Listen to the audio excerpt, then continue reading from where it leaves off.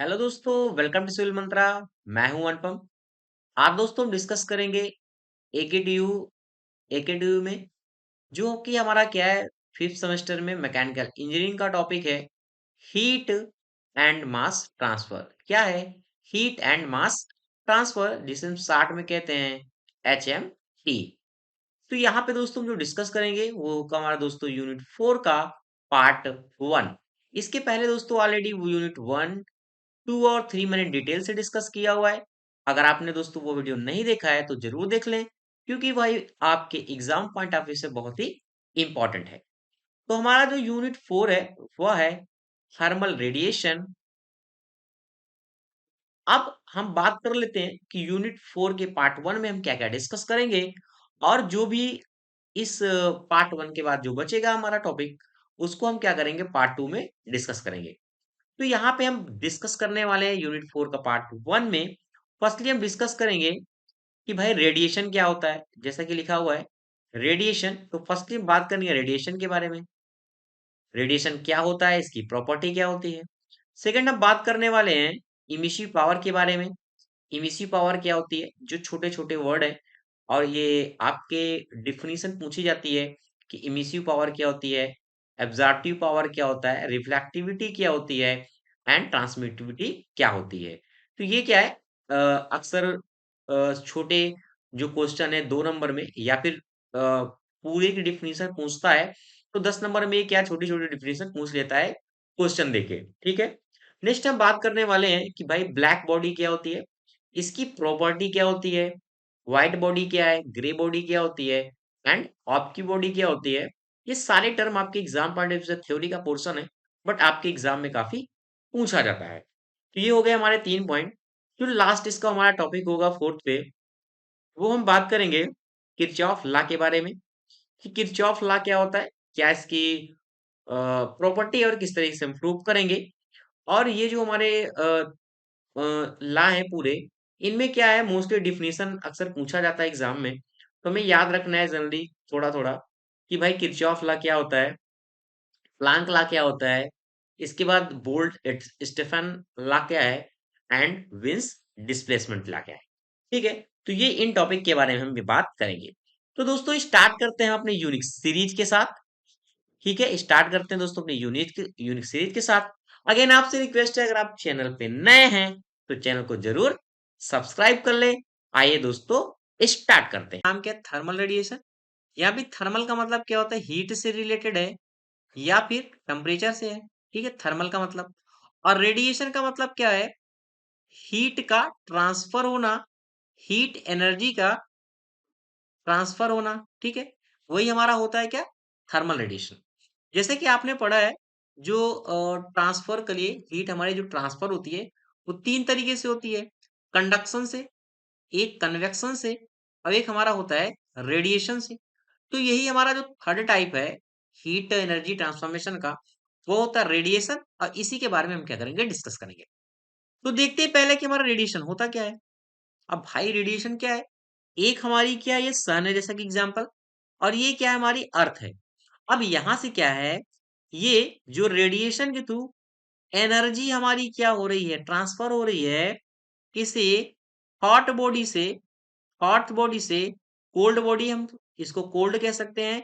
यानी यहाँ क्या हो रहा है, टेम्परेचर डिफरेंस क्रिएट हो रहा है, और इसी टेम्परेचर डिफरेंस के कारण हमारी जो हीट एनर्जी है वो ट्रांसफर हो रही है किस तरह से, इलेक्ट्रोमैग्नेटिक। ठीक है, और यही हमारा कहलाता है रेडिएशन। अब देखो कहने का मतलब क्या है, it is defined as the transformation of energy form of a system in of in form of a electromagnetic mechanism which is used by the temperature difference. This is called the radiation. या फिर second definition हम कह सकते हैं कि radiation is energy, radiation is energy that come from a source and travel through a space at A speed of light. और इसको transfer करने के लिए कोई भी मीडियम की जरूरत नहीं होती, क्योंकि यह स्पेस में भी क्या हो सकता है, ट्रांसफर हो सकता है। यानी एनर्जी हमारी क्या हो सकती है, ट्रांसफर हो सकती है, रेडिएट हो सकती है। ठीक है। नेक्स्ट क्या है, इसके कुछ फैक्टर होते हैं जो डिपेंड करते हैं किस पे, factor on which rate of emission, जो सन से ये जो रेट लाइट हमारी इमिट हो रही है, ये काफी फैक्टर पे डिपेंड करती है। ठीक है, कहने का मतलब ये जो सन है, ये जो लाइट हमारी इमिट कर रहा है ना, ये काफी फैक्टर पे डिपेंड करती है। अब कौन कौन से इंपॉर्टेंट फैक्टर वो देखते हैं। पहला, टेम्परेचर ऑफ द सरफेस, जो हमारा सन है इसका टेम्परेचर कितना होता है, ठीक है, उस पर डिपेंड करेगी। Second, nature of a surface, surface का नेचर कैसा है उस पर डिपेंड करेगा। और क्या करेगा, wavelength of a radiation, wavelength पे डिपेंड करेगा कि जो भाई रेडिएशन है उसका वेवलेंथ क्या है, क्योंकि भाई लाइट है, जो हमारी लाइट इमिट और रेडिएशन हो रहा है उसका वेवलेंथ भी होगा ना, तो इन सब चीजों पे क्या होता है, डिपेंड करता है हमारा क्या, रेडिएशन। ठीक है, ये तो हो गया थोड़ा रेडिएशन के बारे में। वो क्या है, बात करते हैं हम कुछ जो टॉपिक हैं उनके बारे में, कि पहला हमारा क्या है, इमिसिव पावर। इमिसिव पावर क्या होती है। अब इमिसिव पावर को डिफाइन करने के लिए फिर हम थोड़ा क्या करते हैं, बॉडी को बनाते हैं। ठीक है, अब ये बॉडी है, अब इमिसिव पावर का मतलब क्या है, कितनी हीट, कितना रेडिएशन इमिट कर रहा है यह बॉडी पर यूनिट एरिया और per unit time. This is called the emissive power, which is depend also is the term of the heat and directly proportional to the q is directly proportional to the a and q is directली proportional to the t। और constant हमारा जो term आएगा वो आएगा E, यही हमारा कहलाता है इमिसिव पावर। अब देखो डिफिनेशन, कि it is defined as a total amount of radiation emit, कितना हीट इस बॉडी से इमिट हो रहा है by body per unit area and time. This is called the emissive power. आपको समझ में आ गया इमिसिव पावर क्या होती है।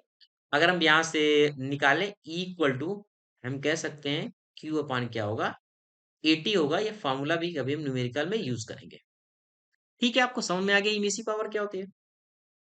अब देखो, ये भी इसके कुछ फैक्टर जो डिपेंड करते हैं इस पे, मटेरियल पे डिपेंड करता है, वेवलेंथ पे, और E की डायरेक्टली प्रोपोर्शनल टू T की पावर 4 पे डिपेंड करता है, जिसे हम स्टेफन बोल्ट्जमैन लॉ कहते हैं। जो हमारा यहाँ पे E भी होता है, वो डायरेक्टली प्रोपोर्शनल टू जब हटता है डायरेक्टली का, वहां पे एक स्टेफन कांस्टेंट आता है T की पावर 4। ये अभी हम आगे क्या करेंगे, पढ़ेंगे। ठीक है, तो इन फैक्टर पे डिपेंड करता है। अब देखो, कोई भी बॉडी है, अगर हमारी जब लाइट आती है, इंसिडेंट करती है, तो उनमें कई सारे बिहेवियर होते हैं। अब कौन कौन से बिहेवियर होते हैं, या फिर जब ये लाइट आएगी भाई, कहाँ गया, ये लाइट जब आएगा तो ये जो हमारी बॉडी है, ये हमारा क्या बॉडी है एक तरीके का, तो क्या हो सकता है बॉडी के अंदर, बॉडी के में चेंजेस क्या हो सकते हैं, ये क्या करेगा, या फिर सारी इंसिडेंट रेडिएशन को क्या करे, एब्जॉर्ब कर ले। ठीक है, या फिर सबको रिफ्लेक्ट कर दे, या सबको ट्रांसमिट कर दे। ये तीन कंडीशन होगी किसकी, जब कोई लाइट आएगी किसी बॉडी पे, किसी सरफेस पे पड़ेगा। तो देखते हैं भाई, अब इनका मतलब क्या है तीनों का। ठीक है, तो देखो, पहला क्या है, लाइट हमारी आई, ये हमारी लाइट क्या है, इंसिडेंट हो रही है इस बॉडी पे, और लाइट आने के बाद क्या हुआ, यहीं पे सब एब्जॉर्ब हो गई। यहाँ पे क्या हुआ, सब एब्जॉर्ब हो गया। जब एब्जॉर्ब हो गया तो यही हमारा कहलाता है एब्जॉर्बिटी, इसको हम अल्फा से डिनोट करते हैं। अगर हमारी लाइट आई, ये लाइट आई, ये लाइट आई, और यहां से क्या होगा, रिफ्लेक्ट हो गई, तो यही हमारा हो जाता है रिफ्लेक्टिविटी, जिसे हम रो से डिनोट करते हैं। और लाइट हमारी यहाँ सरफेस से गुजर के ट्रांसमिट हो गई, ये ट्रांसमिट हो गई, तो वही हमारा होता है ट्रांसमिटिविटी, जिसे हम टाउ से डिनोट करते हैं। ठीक है, अब इनको थोड़ा डेफिनेशन के टर्म में देख लेते हैं, क्योंकि ये पूछा जाता है। देखते हैं भाई क्या होता है एब्जॉर्बिविटी। कह रहा है कि it is the ratio of amount of radiation absorb to the total incident radiation. कहने का मतलब, ये हमारी बॉडी है, 100 हमारा सपोज दैट इंसिडेंट हो रहा है रेडिएशन, और इसने क्या किया, 60 को एब्जॉर्ब कर लिया। ठीक है। तो क्या हुआ कि heat absorb by the body, कितना एब्जॉर्ब किया 60, टोटल इंसिडेंट रेडिएशन कितना था 100, परसेंटेज निकालें तो कितना हो गया 60% क्या होगा इसका एब्जॉर्बिव पावर होगा। ठीक है, तो आपको समझ में आ गया कि ये होता है एब्जॉर्बिव पावर। यानी नीचे का टर्म हमारा जो टोटल इंसिडेंट हीट रहेगा वो सेम रहेगा, क्योंकि यहाँ पे क्या है जो इंसिडेंट रेडिएशन वो सबके लिए क्या है सेम है। ओके, तो ये आपको समझ में आ गया होगा। ठीक है भाई, इतनी बातें समझ में आ गई तो अच्छी बात है। अब बढ़ते हैं थोड़ा सा आगे, इसको कर देते हो क्लीन। ठीक है, अब आगे का जो हमारा डिफिनीशन है वो क्या क्या कह रहा है, कह रहा है कि रिफ्लेक्टिविटी क्या होती है, क्या रिफ्लेक्टिविटी क्या होती है। जैसा कि मैंने बताया, ये बॉडी है, ये इंसिडेंट हुई, इंसिडेंट होने के बाद यहाँ पे क्या होगी भाई रिफ्लेक्ट हो गई। तो जो ये लाइट हमारी रिफ्लेक्ट हो रही है, टोटल इंसिडेंट हमारा रेडिएशन कितना आया, सपोज दैट अगर हम इसे रिफ्लेक्टिविटी को किससे डिनोट कर रहे हैं, रो से, मैंने रो से डिनोट कर दिया। तो क्या कर रहा है कि it is the ratio amount of radiation reflect, कितना अमाउंट ऑफ रेडिएशन रिफ्लेक्ट हो रहा है to the total incident radiation से, वही हमारा कहलाता है रिफ्लेक्टिविटी, जिसे हम डिनोट करते हैं रो से। और इसे हम लिख सकते हैं जी आर अपॉन जी, यहाँ पे ये क्या टोटल इंसिडेंस है रेडिएशन का, और ये क्या है जो रिफ्लेक्ट हो रहा है। इसी तरीके से टाउ ट्रांसमिटिविटी क्या होती है, कि भाई हमारी जो लाइट आई यहाँ पे आई और यहाँ पे क्या होगी ट्रांसमिट हो गई। ठीक है, तो वही कह रहा है कि it is the ratio amount of radiation transmitted to the total incident radiation, इसको हम जी टाउ अपॉन जी लिख सकते हैं, यही हमारा होता है ट्रांसमिटिविटी। ठीक, इतनी बात आपको समझ में आ गई होगी, छोटी छोटी डिफिनीशन है, कोई प्रॉब्लम नहीं है। ठीक है, नेक्स्ट हम बात करते हैं कुछ इंपॉर्टेंट टॉपिक के बारे में जो आपके एग्जाम में पूछा जाता है नंबर वाइज। ब्लैक बॉडी, पहले क्या पूछा जाता है ब्लैक बॉडी, कि भाई ब्लैक बॉडी क्या होती है। ठीक है, तो ब्लैक बॉडी को समझते हैं, एक ऐसी बॉडी, कैसी बॉडी, एक ऐसी बॉडी जो यह प्रॉपर्टी रखे कि कोई भी इंसिडेंट रेज आए, लाइट आ रही है, उनको क्या करे एब्जॉर्ब कर ले, क्या करे एब्जॉर्ब कर दे सबको, एब्जॉर्ब कर ले। ऐसी जो प्रॉपर्टी रखेगा जो भी मटेरियल, तो वह कंसीडर होता है ब्लैक बॉडी से। यानी एक ब्लैक बॉडी की क्या है ये प्रॉपर्टी होती है। ठीक है, तो कहने का मतलब वही कह रहा है कि the body that absorb all the radiation energy, सारी रेडिएशन एनर्जी को क्या करे एब्जॉर्ब करे, reaching its surface is known as a black body.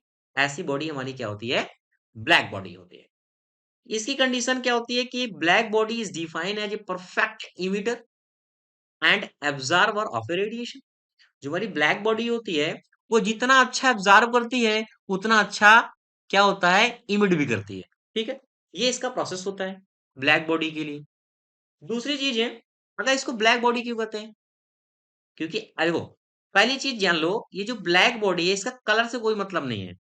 ठीक है, मतलब कि हम कह नहीं सकते कि जो ब्लैक बॉडी है वो जरूरी है वो ब्लैक कलर की हो। ठीक है, तो ये याद रखना है ब्लैक बॉडी जरूरी नहीं है कि वो ब्लैक कलर की हो। इसको ब्लैक बॉडी इसलिए हम कह देते हैं कि जो हमारा ब्लैक कलर होता है वो एक गुड एब्जॉर्बर होता है। ठीक है, इसलिए इसको हम क्या करते हैं नाम दे देते हैं भाई कि ब्लैक बॉडी। ठीक है, क्योंकि इसकी प्रॉपर्टी होती है ब्लैक बॉडी की कि एब्जॉर्बर अच्छा होता है। क्योंकि अगर हम एक्चुअल में देखें, जो ब्लैक बॉडी का एग्जांपल है वो सन होता है, जिसकी एनर्जी अप्रोक्सीमेट है 6000 केल्विन होती है। ठीक है, तो इतनी बात आपको समझ में आ गई होगी। एक इम्पोर्टेंट पॉइंट और यहाँ से बनता है, अगर हम ब्लैक बॉडी की देखें, अगर ये बॉडी अच्छी एब्जॉर्बर है तो हम ये भी कह सकते हैं ना कि एक परफेक्ट ब्लैक बॉडी की कंडीशन होगी कि वह नाइदर रिफ्लेक्टेड होगा, ना लाइट को मतलब रिफ्लेक्ट करेगा, ना ट्रांसमिट करेगा, ट्रांसमिट एनी रेडिएशन। इसका मतलब क्या है यहाँ पे, इसका मतलब ये है कि यहाँ पे एब्जॉर्बर तो अच्छा है बट रिफ्लेक्टर एंड ट्रांसमीटर अच्छा नहीं है ब्लैक बॉडी के केस में। इसीलिए तो यहाँ पे देखो जो उसकी एब्जॉर्बिटिविटी है वो तो 100% है, इसलिए 1 वैल्यू होती है। एंड रिफ्लेक्टिविटी एंड ट्रांसमिटिव क्या होती है, 0 होता है। वही कह रहा है कि नाइदर रिफ्लेक्ट ना transmit any radiation, this is called the black body. एक तरीके से क्या होती है, इसकी प्रॉपर्टी होती है। देखते हैं कुछ इंपॉर्टेंट प्रॉपर्टी को उसकी। कह रहा है कि it absorb all the incident radiation falling on it, does not transmit और reflect regardless of a wavelength and radiation, जैसे मैंने बताया, this is called black body की प्रॉपर्टी होती है। सेकंड कह रहा है कि it emit maximum amount of thermal radiation at all wavelength at any specified temperature. ठीक है, थर्मल रेडिएशन अच्छा होता है, इसका इमिट करता है मैक्सिमम किसी भी वेवलेंथ के लिए और टेम्परेचर पे। थर्ड पॉइंट कह रहा है कि it is diffuse emitter. Diffuse emitter का मतलब क्या है कि the radiation emitted by a black body is independent of the direction. Direction पे इंडिपेंडेंट होता है, परपेंडिकुलर है या फिर एंगल पे है, उसे कोई मतलब नहीं है, वो गुड इमिटर है तो है भाई। ठीक है, तो ब्लैक बॉडी केस हो गया। ब्लैक बॉडी के अलावा कुछ और भी बॉडी है, व्हाइट बॉडी होती है, ग्रे बॉडी होती है एंड ऑब्क्यू बॉडी होती है। अब इनका मतलब क्या है भाई, ये कौन सी बॉडी होती है, देखते हैं। पहला हमारा होता है व्हाइट बॉडी। व्हाइट बॉडी की प्रॉपर्टी क्या होती है, एक ऐसी बॉडी जो क्या करे, जो रिफ्लेक्ट करे almost all radiation incident upon it. कहने का मतलब एक बॉडी ऐसी है जो 100% इंसिडेंट को क्या करती है, रिफ्लेक्ट कर देती है। ऐसी बॉडी क्या होती है, वो व्हाइट बॉडी होती है।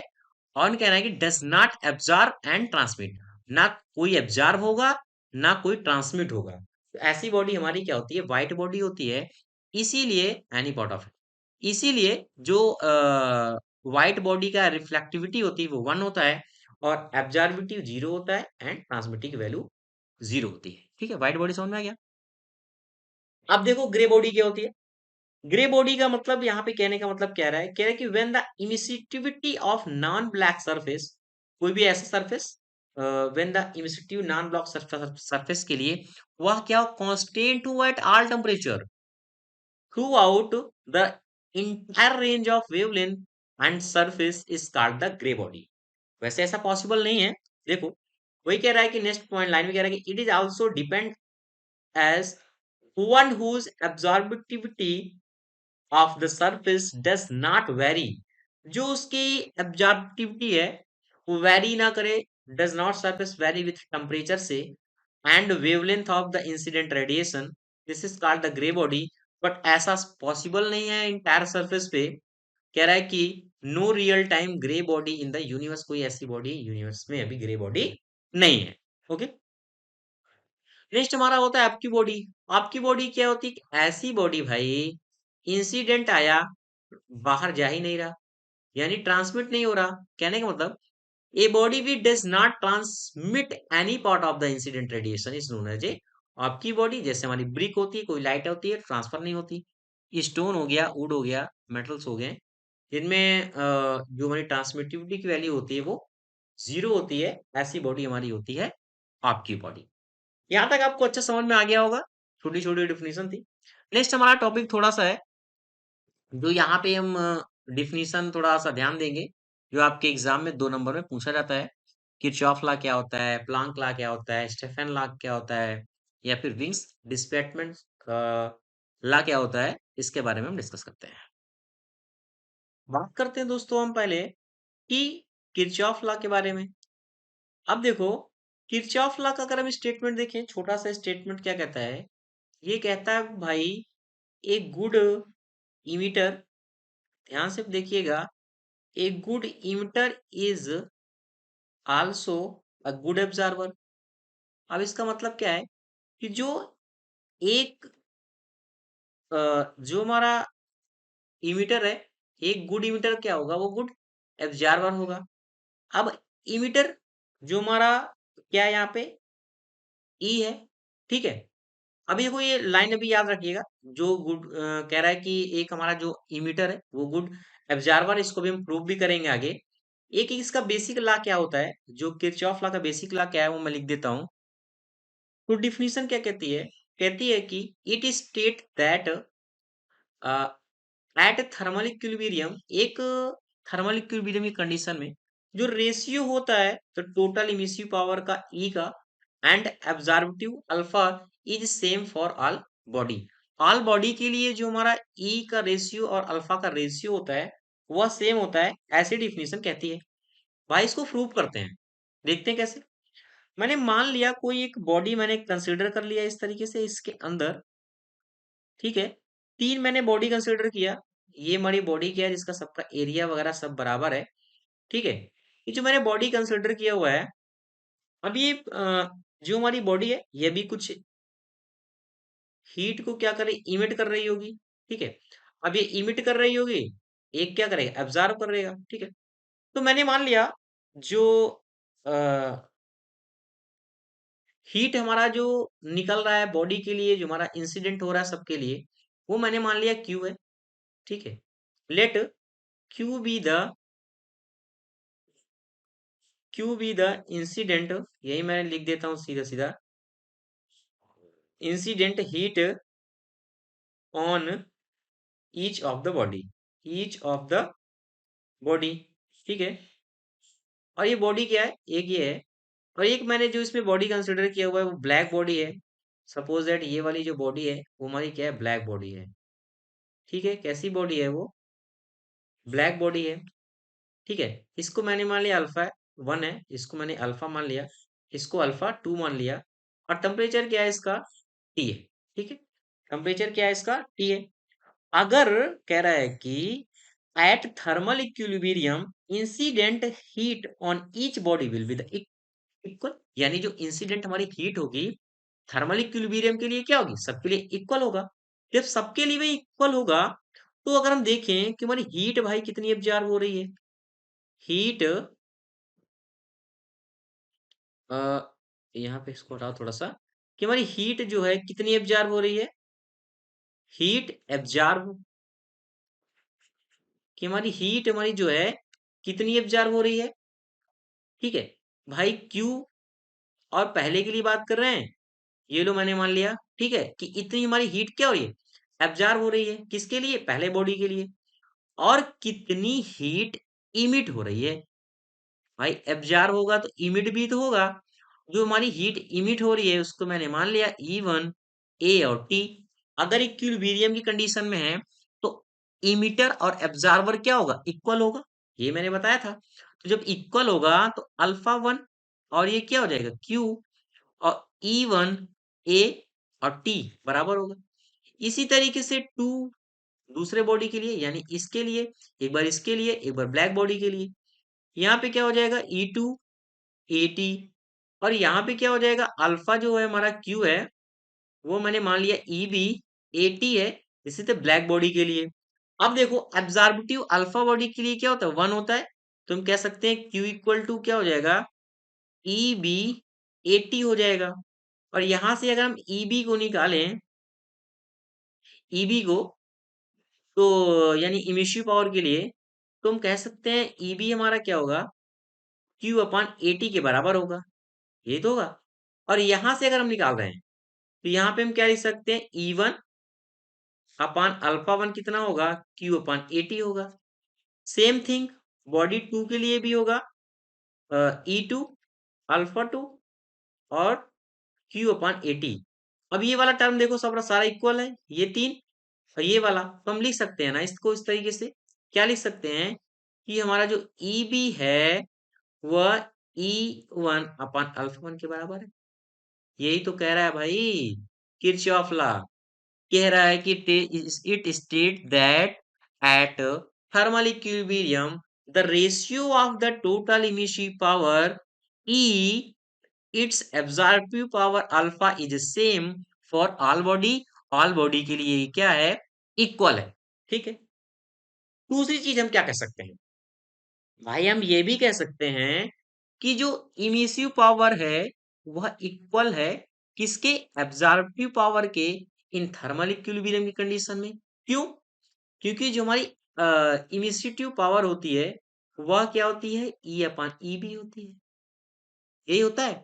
अब यहां से अगर हम ई बी निकालें, ई बी, तो यही तो हमारा कह रहा था ई, और ये क्या होगा, ये वाला, यही रिलेशन तो हमने यहाँ पे निकाला हुआ है ईबी के टर्म में।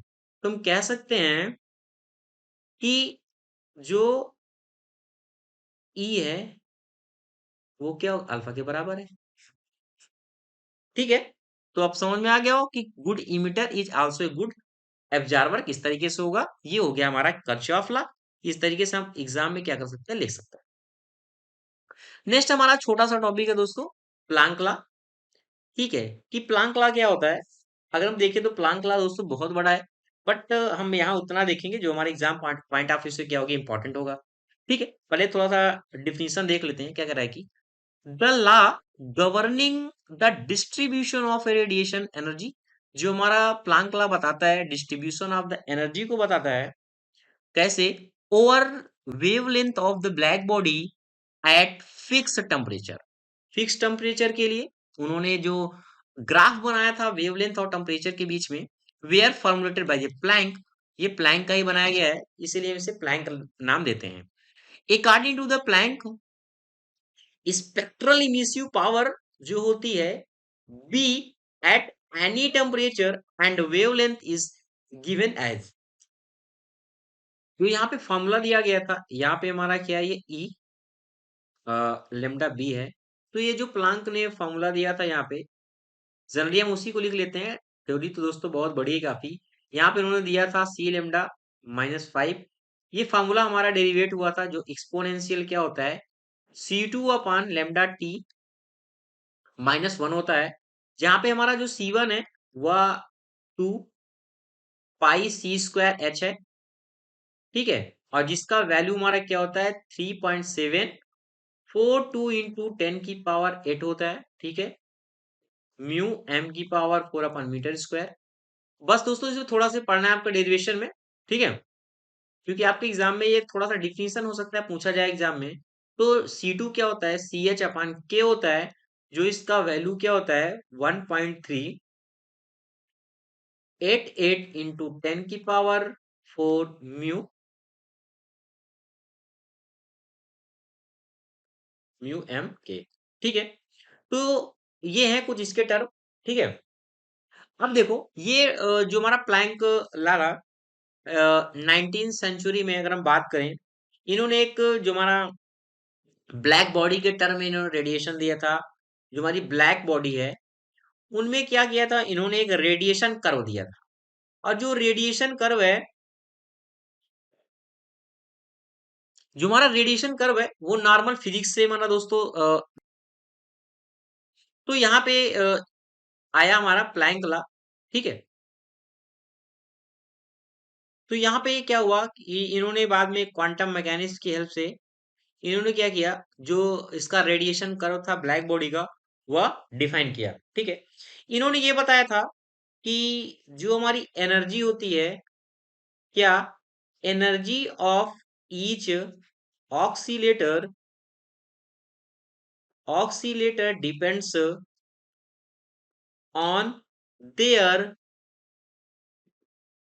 फ्रीक्वेंसी। ठीक है, कि जो उनकी ऑक्सीलेटर एनर्जी होती है वह हर एक फ्रीक्वेंसी के लिए अलग अलग होती है। और इन्होंने एक लॉ दिया था E = H न्यू, जिसे हम कहते हैं प्लांक लॉ। ठीक है, इतना आपको पता है। तो यहीं से ये जो लॉ हमारा पूरा डिराइव हुआ था। जो हमारा जब हमारे सपोजेट हमने मान लिया एक एनर्जी के लिए हमारा जो E = H न्यू आया। अगर हमारी बहुत सारी कैविटी है, मोर कैविटी है, ठीक है, मोर कैविटी हमारी है, बहुत सारी कैविटी है, तो उनके लिए जो हमारा फ्रीक्वेंसी डिस्ट्रीब्यूशन होगा, उसके लिए हमने क्या किया, जो हमारी मैक्स डिस्ट्रीब्यूशन ला है उसकी हेल्प से हमने क्या किया, ये फॉर्मूला डिराइव किया हुआ है। ये फॉर्मूला निकल के आया और यही हमारा प्लानिंग ने क्या किया, इसे डिराइव करके बताया है कि क्या एक्चुअल में जो हमारा किस चीज पे डिपेंड होता है, जो हमारी डेंसिटी होती है, एनर्जी डेंसिटी के बारे में। तो आप ऐसे एग्जाम में लिख सकते हैं, आपको नंबर मिल जाएंगे। बहुत ज्यादा लिखने की जरूरत इसमें दोस्तों नहीं है। नेक्स्ट हम बात करते हैं कि हमारा स्टेफन बोल्ट्जमैन लॉ क्या होता है। स्टेफन बोल्ट्जमैन लॉ क्या होता है, ये कहता है कि it is state that emissive power of a black body is directly proportional to the fourth power of the absolute temperature. ठीक है, कह रहा है कि जो ई होता है जो हमारा इमिसिव पावर है ई, वो डायरेक्टली प्रोपोर्शनल होता है टी के पावर 4 के। और यही हमारा जो कांस्टेंट हटता है, जो हम सिग्मा लगाते हैं, और ये हो जाता है टी की पावर 4।